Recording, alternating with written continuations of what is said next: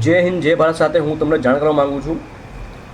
આપણે અમદાવાદથી દહેગામ આવીએ ને દહેગામથી અમદાવાદ જઈએ તો રસ્તામાં એક બ્રિજ પડે છે. આ બ્રિજ 3-4 મહિનાથી બંધ છે મોટા વાહન માટે. બંને છેડે લોખંડના ડિવાઈડર લાગેલા છે, જેના કારણે મોટો વાહન પસાર ના થાય. બસ, ટ્રક, ટ્રેલર, ડમ્પર જેવું કોઈ વાહન પસાર ના થાય. હવે મને ખબર નથી કે આ બ્રિજમાં કંઈક કામ ચાલુ છે કે નથી.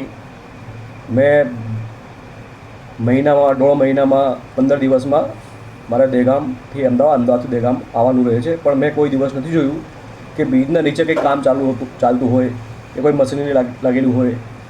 એવું કંઈક છે જ નહીં. બસ પબ્લિકના સેફટી માટે તો કરેલું છે આ કામ, પણ પબ્લિકને હેરાનગતિ કેટલી થાય છે. સવારે હું દહેગામથી અમદાવાદ આવું તો આ સાઈડથી આવવાનો રસ્તો બંધ કરી નાખવામાં આવે છે. હોમગાર્ડ કહે છે કે ભાઈ તમે ફરીને જાઓ. હવે ફરવાનું કેટલું હોય છે? 2 કિલોમીટર જેવું. બે કિલોમીટર આગળ એક બ્રિજ છે, એમનાથી ઉપર પસાર થઈને પછી રિટર્ન આવવાનું. એટલે 2 કિલો જવાનું, 2 કિલો આવવાનું, પછી અમદાવાદ આવવાનું. 4 કિલોમીટર જેવું થઈ ગયું. એટલે 10થી 15 મિનિટ ટાઈમ થાય છે. તો હવે આ બ્રિજમાં કંઈક કામ ચાલતું હોય મેં તો નથી જોયું. બસ બંને સાઈડનું હોમગાર્ડ બેઠાયેલું છે.